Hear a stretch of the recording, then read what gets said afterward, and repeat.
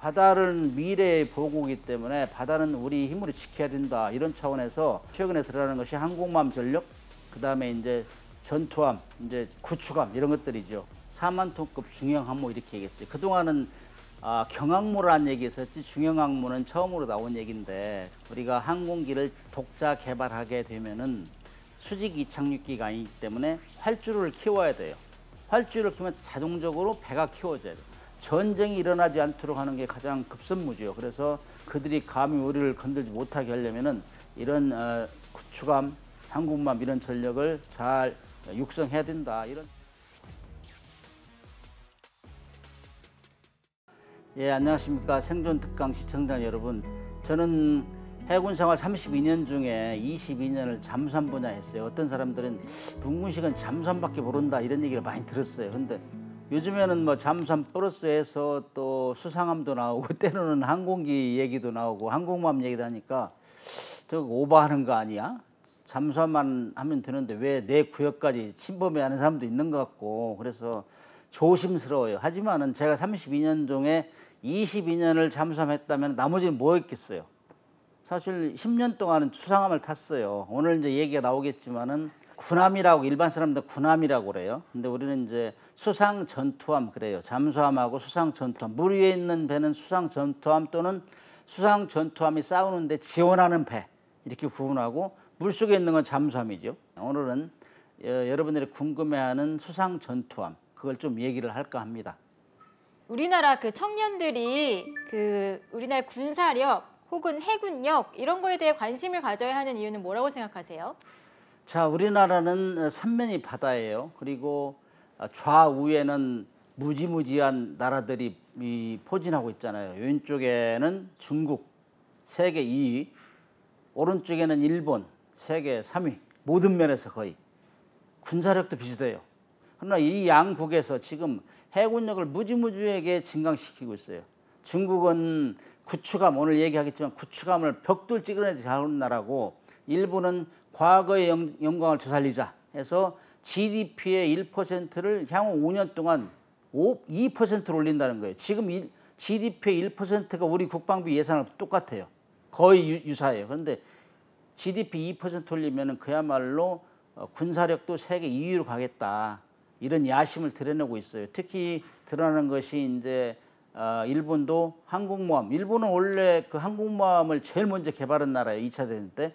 그래서 17, 8척을 운용한 나라인데 전후에 이제 그 평화헌법 만들어가지고 군사력 증강 안 하다가 최근에는 이제 독자적으로 이제 중국을 견제하기 위해서 그런 힘을 키우겠다 해서 지금 해군력을 엄청 키우고 있는데 그 최선봉에 있는 게 항공모함입니다. 그래서 이즈모급 2만 7천 톤 항공모함 2척을 이미 미국의 F-35B를 사다가 이착륙 훈련 다 했고, 그렇기 때문에 이런 거는 미래에 우리가 어떤 방향으로 우리의 위협이 될지 이런 것들 청년들이 잘 봐야 돼요.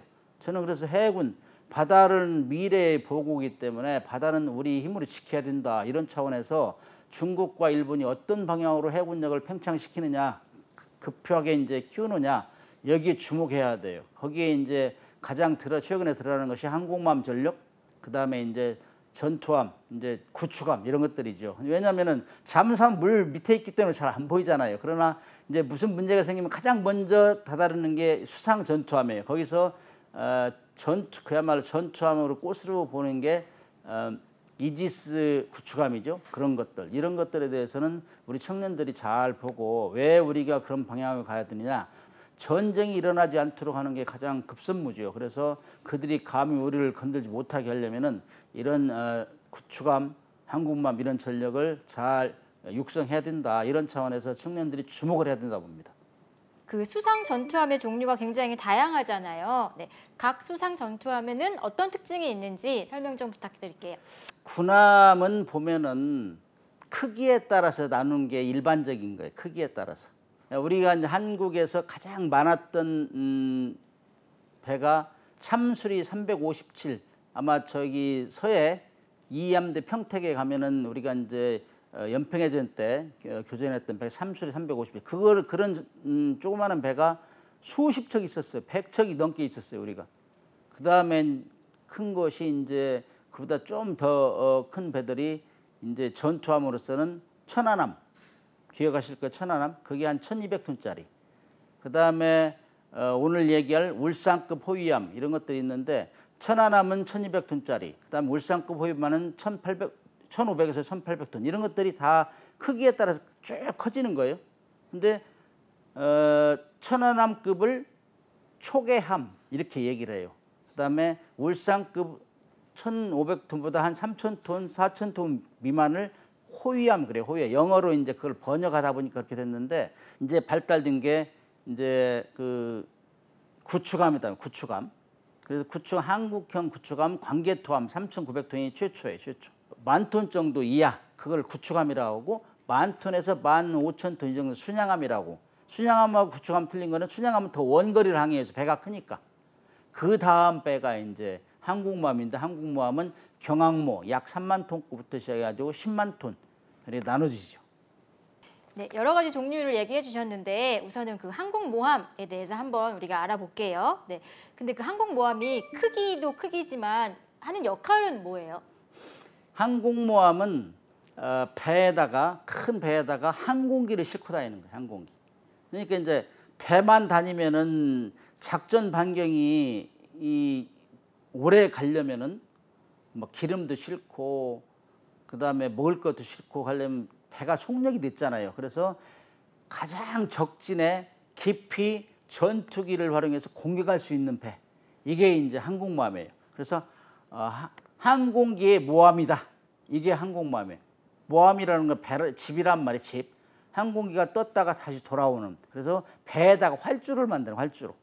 활주를 만들어 가지고 배를 항공기를 여러 요즘에는 뭐 최고 큰 배는 뭐 70대, 80대 이렇게 싣고 다니니까 쉽게 말하면 움직이는 항공기지죠. 그러면 우리나라에도 항공모함이 있나요? 우리나라는 이제 많은 사람들이 우리나라는 일본이나 중국이나 그 주변국에 가깝고 그다음에 북한하고 대적하고 있는데 왜 한국만 필요하냐? 미국같이 막 원거리 가는 데나 필요하지 이런 얘기를 해요. 근데 우리나라는 가장 우리가 소중하게 여기는 영토 중에 하나가 독도잖아요. 해양 저항이 무궁하기 때문에 그래서 계속 일본이 노리는 거예요. 그래서 1996년도에 김영삼 대통령이 일본 놈들 버리장물을 고쳐주자. 그래서 항공모함 왜냐면은 독도를 침범하면은 우리가 비행기가 떠야 되는데 가면은 15분 내 20분 만에 작전 못 해요. 돌아와야 돼. 그런 것 때문에 우리도 항공모함 해가지고 미래 전장에 대비하자 이런 참여에서 김영삼 가짜 했어요. 근데 그 당시에 워낙 그 북한에서 그냥 그 도발을 자주 해가지고 야 우선순위를 좀 바꿔 그래가지고 다시 딜레이 했어요. 그런 이후에 2021년 그러니까 그 결정이 번복되고 나서 25년 만에 문재인 대통령이 우리 이제 기본적인 설계부터 시작하자 이렇게 결정됐는데 정부가 바뀌면서 다시 보류를 하게 됐어요. 그래서 지금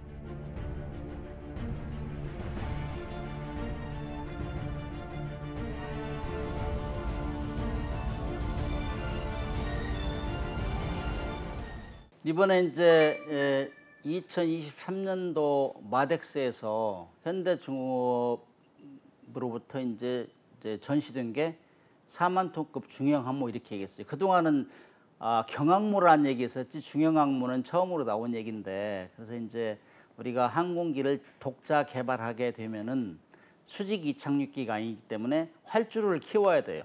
활주로를 키우면 자동적으로 배가 키워져야 돼요. 그동안 3만 톤 정도 얘기했는데 이제 4만 톤급 얘기를 했거든요. 우리가 이제 개발하려고 하는 KF-21 네이비형 해군형을 실겠다 이렇게 해가지고 계획하면은 최소한 제가 볼 땐 4만 톤에서 6만 톤 정도 되지 않을까? 그러면 이건 중형 항모라고 얘기할 수 있죠. 경항모의 한 30% 정도를 늘린 것 같아요. 그렇게 되면은 우리가 이제 수직 이착륙 항공기는 아니고 해군 KF-21 네이비형을 개발해서 이제 그야말로 그 캐터펄트를 이용해서 띄우고 그다음에 어레스팅 기어를 활용해서 이제 잡아주고 착륙할 때 이런 배를 키웠기 때문에 아마 중형 항모다 이렇게 지금 이번 얘기한 것 같아요. 이제 우리가 보람의 사업을 하면서 KF-21을 만들어 가지고 엄청난 기술 진보를 이뤘어요. 그래가지고 미사일 뭐 공격하는 거, 그다음에 비행 능력, 저고도, 고고도 다 시험을 하니까 우리가 생각보다 더 좋은 방향으로 이렇게 이제 기술의 진보를 이룬 거예요. 그러니까 그 욕심을 낸 거지 이제. 아, 우리도 시간이 문제지. 이제 공군에서 활용할 수 있는 항공기인데 이거를 네이비형으로 변환해서 항공모함이 실차 공군, 해군에 사용하는 것뿐만 아니라 이걸 이제 수출로 이제 견인할 수 있잖아요. 이런 차원에서는 대단히 유리하고, 그래서 KF-21은 모든 분들이 지금 주목 있게 봐요. 주목하고 있어요. 왜냐하면은 이번에 FA-50 경공격기가 폴란드에 수입했잖아요. 거기에 의해서 그 제2의 이 항공기 수출에 호기를 받는 거 아닌가 이런 기대를 하고 있기 때문에 KF-21 또는 거기에 파생형인 KF-21 네이비형, 이것들이 지금 국민들의 주목을 굉장히 많이 받고 있죠. 항공모함 얘기를 하고 있는데요. 전 세계적으로 가장 위력 있는 항공모함이다라고 평가받는 항공모함은 어떤 게 있어요? 항공모함 강국은 미국, 단연 미국이에요. 10만 톤급 이상이 다 가지고 있는 게 10만 톤급이 넘거든. 이게 11척을 가지고 있고, 가장 최근에 이제 개발된 항공모함이 제럴드 포드함. 이거 2017년에 1번함이 취역했어요. 그래서 2번함은 내년도에 취역할래요. 취역이라는 건 이제 군함 길을 꽂고 임무를 시작하는 걸 얘기하거든. 취역을 하는데 인원은 뭐 5, 6천 명. 그다음에 이제 전투기를 80대 이상을 이렇게 실을 수 있다. 이렇게 계획이기 때문에 움직이는 항공기지, 움직이는 비행장, 뭐 그다음에 그걸 움직이는 그 조직은 그야말로 소도시에 있는 인원 정도 5, 6천 명이니까 거기에는 뭐 모든 게 다 있죠. 뭐 소방시설부터 영화관, 그다음에 편의점, 도서관, 그다음에 옛날에 그 항공모함의 갑판이 크잖아요. 갑판, 비행 갑판이. 거기서는 미국에서 프로농구 개막전도 했다는 거 아니에요. 그 정도로 커요. 그다음에 거기서 길을 잃어버리면 누구도 못 찾아요. 그래서 거기 5, 6천 명이 살으니까 거기는 주소가 다 있어요. 주소. 무슨 스트릿 주소가 다 있다. 그거를 정확히 알지 보면 길을 잃어버려요. 그 정도로 하는데, 그 미국 항공모함 다음에 큰 항공모함은 영국의 퀸 엘리자베스 7만 톤짜리, 그 다음에 중국의 두 번째, 세 번째 항모, 그 다음에 프랑스, 이 정도가 상위 그룹이에요. 상위 그룹. 이거는 경항모하고 중형항모, 대형항모로 가장 큰 항공기를 얼마나 많이 실을 수 있느냐. 이것이 가장 1번 척도고, 거기다가 뭐 조기경보를 실을 수 있느냐. 조기경보기. 조기경보를 실으려면 활주로가 커야 돼요. 또 길어야 된다. 그래서 그런 것들이 하나의 척도가 된다 얘기할 수 있어요. 이번에는 구축함 얘기를 한번 들어볼게요. 우리나라의 대표적인 구축함에는 어떤 것들이 있어요? 구축함은 이제 영어로 디스트로이어 그래요. 파괴자. 이제 그거를 한문으로 쓰면 구축함은 추적하다, 몰아내다 뭐 이런 뜻이거든요. 근데 이게 이제 구축함이 1차 대전, 2차 대전 하면서 많이 발달됐어요. 근데 1차 대전 때 구축함은 뭐 1000톤짜리도 있었어요. 그래서 제가 얘기했지만은 우리 한국에는 구축함이 없어가지고 월남전 때 쓰던 미국 걸 다 정비해가지고 퇴역한 걸 가져다가 썼었어요. 근데 제가 소령 중반 때, 그러니까 80년도 중반 이 정도부터는 우리가 독자적으로 만들었어요. 배를. 그게 이제 천안함급, 그다음에 울산급 호위양, 그런 배를 만들면서 노하우, 운영하면서 노하우, 그다음에 울산급 호위함 노하우, 이런 거를 다 축적해 가지고 처음으로 한국형 구축함을 만든 게 광개토 대항함이에요. 이게 3,900톤짜리. 이건 혁신적인 그 사건이었어요. 그 배가 광개토함이 세 척이 이제 우리 국산 구축함 1호로 건조가 됐는데, 이 배의 특징은 그야말로 자동화, 그다음에 우리 부품이 국산이 많다는 거, 그다음에 전투 체계, 그다음에 레이더. 구축함은 일단 잘 잡아야 돼요. 레이더가 한번 작동하면 막 반경 500km는 그냥 막 전파가 마비될 정도로 셌어요, 출력이.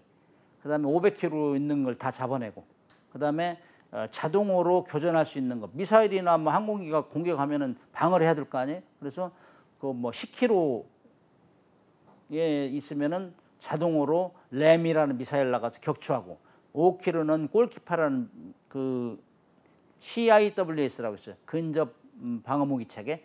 이게 막 자동으로 발사돼 가지고 다 자함을 커버하고 그다음에 잠수함도 어리로 공격하고 이래 가지고 정말 그야말로 한국형 구축함을 각광을 받았어요. 그게 이제 특징 중에 하나가 거기에는 우리 한국에 있는 군함 그런 구축함 중에서 처음으로 수직 발사관이 있었어요. VLS 그래, VLS. 그건 미국에 사다가 VL 설치해가지고 거기서 자동으로 막 발사해가지고 영화 보면 막 치솟는 거 있잖아요.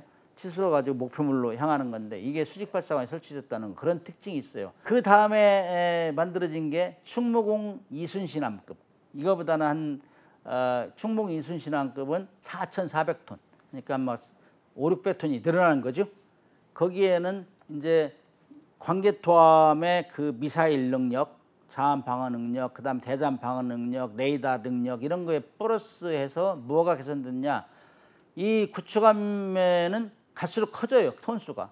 갈수록 커지면은 무장이 좋아지고 전투 체계도 좋아지고 뭐 그런 건 특성이 있죠. 그래서 이제 충무공 이순신함은 거기다가 SM-2 스탠다드 미사일 2라는 거를 실었어요. 그게 이제 170m, 70km 외곽에서부터 고도는 24km 거기까지 이제 대공 미사일이 생긴 거예요. 그러니까 광개토함은 10km, 5km로 나눠졌는데 170km, 10km, 5km 이렇게 자동 교전이 되는 거예요. 전투 체계에서 상대 미사일이나 항공에 날라오면. 그래서 이때부터는 뭐 어떤 사람들은 최초의 반공형함 뭐 구축함이다 이러는데 삼중 방어 개념이 적용된 최초의 구축함이다 이렇게 얘기를 하죠. 이 배는 유명세를 떨친 게 이 배의 여섯 번째 최영함이 아덴만 영웅작전 참가한 거예요. 그래서 이 배가 유명해졌어요. 그래서 이 배는 6척. 그 다음에 그 6척을 운용하면서 또 우리가 심혈을 기울여서 만든 것이 세종대왕함급 이지스 구축함. 그죠? 이지스라는 건 그리스어의 신의방패라는 말이에요. 그래서 신의방패라는 건 대공방어, 그다음 미사일이 날아오고 이런 건 자동적으로 교전하니까. 그래서 거기에는 아까 충무공 이순신함은 4,400톤, 그다음 이거는 7,600톤 늘어났어요. 그다음에 7,600이 늘어나면서 그 뭐 미사일 3중 방어 시스템 플러스에서 뭐 고도 150km 이상에서 뭐 ICBM이 날라와도 탐지할 수 있는 능력을 확보했어요. 전투 체계 그러니까 전투 체계가 미국엔 이지스 구축하면 전투 체계 미국 걸 사왔어요. 그 세 척은 그 베이스라인 7.R이라는 그 모델을 사왔어요. 미국 거를. 근데 거기에는 그 3중 방어 시스템과 그다음 고도 150km 이상에서 날라오는 ICBM을 탐지를 할 수 있어요. 탐지. 레이더 성능이 좋다는 얘기죠. 근데 거기에는 요격할 수 있는 미사일은 요격할 수 있는 프로그램은 없었어요. 작년 7월 달에 또 새로운 뉴스가 있었어요. 그게 뭐냐면은 정조대왕함 대통령이 가서 진수식했어요. 이거는 이지스 구축함 세종대왕함보다 7,600톤보다 톤수가 또 늘어났어요. 8,200톤. 거기다가 이제 세종대왕급에서 우리가 서름을 돋겼던 SM-3를 발사할 수 있는 장치. 그러니까 전투체계 9C2라는 베이스라인 9C2라는 전투체계를 시켜야 됐어요. 그러니까 미국하고 일본 같이 이제 SM-3 미사일만 있으면은 북한에 ICBM을 격추시킬 수 있죠.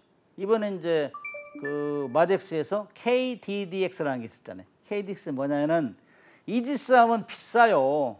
제가 그 당시 이제 현역 시절에 1조 정도 했다고 했는데 지금은 1.5조 정도 한 척에 비싸잖아요. 그리고 거기에 들어가는 전투 체계 9C2 뭐 이런 것들을 미국에서 가져오면은 그 배는 20%가 외국 거예요. 기본적으로.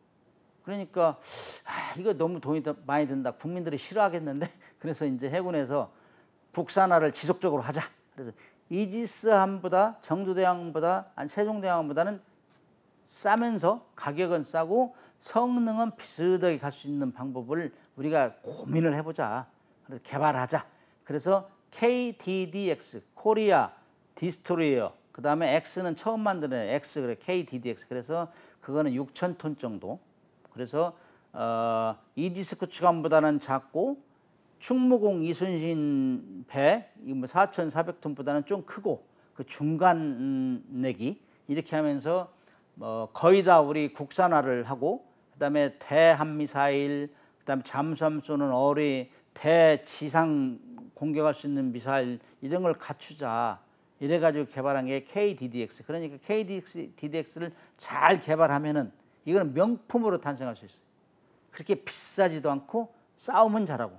그 중에서 이제 우리가 잘하는 것 중에 하나가 이제 스텔스 기능이라고 있어요. 잘 안 보이게. 레이더에서 우리를 잡으려고 할 거 아니에요. 그러면은 이 설계 각도, 뭐 이 배치, 선체를 이런 각도를 교묘하게 반사가 안 되게 이렇게 만든 그런 거를 스텔스 설계라고 해요. 그런 거. 특정 부위에는 또 도료를 칠해가지고 레이더파를 흡수해 버린다고, 반사 안 하고. 이런 스텔스 기술이 좀 많이 들어가고, 그 다음에 그런 것들을 전투체계 이런 걸 이제 완전히 국산화하는 거예요. 그동안 이지스 구축하면 전투체계 7.R, 9C2 이런 것들은 베이스라인 7.R, 9C2 이런 것들 미국에서 가져온 거거든. 우리 국산화하고 들어가니까 국산화한다는 거, 이런 것들이 아마 기존의 이지스 구축함보다는 약간 덜하면서도 가격도 싸고 이런 면에 차별화가 되겠죠. 그러면 세계적인 구축함 얘기도 한번 들어볼게요. 네, 전 세계에서 가장 위력 있는 구축함은 어떤 종류가 있어요? 우리 해군은 거의 다 이제 미국의 해군 시스템을 벤치마크한 게 많아요. 구축함도 마찬가지. 알레이버크급 구축함이 미국에서는 가장 많아요. 100여 척 생산이니까. 이 알레이버크라는 사람은 미국의 해군 참모총장 출신이고, 이분이 이제 살아있을 때 자기 이름으로 배가 나왔어요. 이게 이제 신의방패라는 이지스 구축함이라는 걸 도입했죠. 그래서 가장 뛰어난 전투체계. 그래서 이 전투체계는 아까 세종대왕함 얘기할 때 좀 빼먹었는데, 능력 중에 하나가 1000km 밖에서 1000개의 표적을 동시에 잡아요. 그리고 20개의 표적에 대해서 동시에 싸울 수 있어요. 야, 막 사방에서 날라와도 전투체계가. 그래서 이 전투체계가 가장 뛰어나다. 그래서 현존하는 전투함 중에서 가장 전투를 잘하는 배가 알레이버크급 구축함이다. 근데 우리 한국의 세종대왕급 또는 정조대왕급은 알레이버크급 구축함에 가장 근접해 있다. 특히 뭐 수직발사관 이런 숫자는 거의 대동소이하고, 그다음에 뭐 통합 그 소나 체계 이런 것들은 우리가 더 앞서갈 수 있는 이런 기술 환경이 만들어졌다. 그렇게 생각을 해요. 우리가 이제 군함을 만들면은 우리가 해역 방어는 아주 유리하고, 문제가 생기면은 해결사 역할을 하겠지만은 무엇보다 돈이 많이 들잖아요. 그래서 이제 우리가 이지스 하면은 세종대왕급은 1조 원, 정조대왕급은 1조가 훨씬 넘고 뭐 1조 5천억 가까이 되는데, 이런 배를 많이 만들 수는 없잖아요.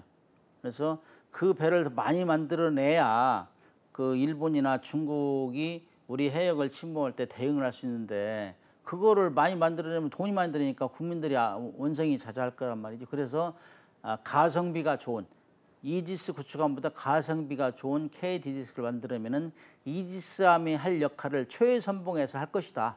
그래서 이제 독도나 서해 2호도, 뭐 서해나 2호도나 그다음에 제7광구 이런데 이제 수시로 이제 배출을 하면서 우리 해역을 보호하는데 아마 주력함이 될 것이다. 한국의 명품 구축함으로서 역할을 할 것이다. 그렇게 기대를 합니다. 요즘에 이제 폴란드 특수, 특히 우크라이나 러시아 전쟁 때문에 이제 많은 방위산업 장비들이 수출되니까 국민들이 기뻐하고 그래요. 참 전쟁은 안 좋은 거지만은 또 이면에서는 이렇게 돈이 드는 사업이 되고 있으니까 우리 국가 전략 사업으로 세우자 그런 여론이 막 지배적이잖아요. 요즘에 이번에 와덱스를 통해서 보니까는 함정도 수출하면 좋겠다 이런 얘기를 많이 해요. 그래서 저는 우리가 지금 뭐 이런 많은 국민들의 열망을 담아가지고 수출을 하기 시작한 지가 최근 10년 동안 제법 많아요. 그래서 이제 보면은 그 하나오션은 태국에 이제 이 호위함, 2,600톤급 호위함을 수출했어요.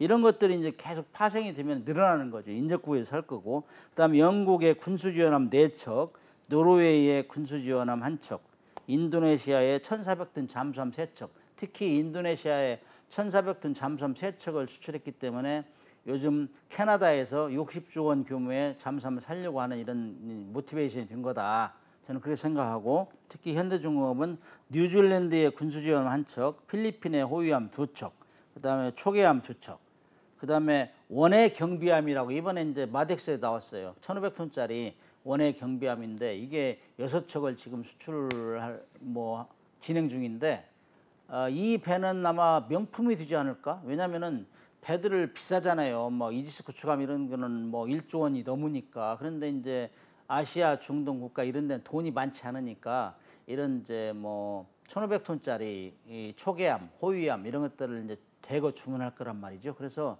현대중공업에서는 다각적으로 노력을 하는 것 같아요. 그래서 필리핀뿐만이 아니라 전 세계 세일즈 시장을 돌아다니면서 이거 판매하려고 하는 것들. 이게 이제 표준화만 되면은 이 원해 경비하면 다 한국에 주문하면 돼. 왜냐하면 대량 생산하면은 가격이 이제 다운되거든.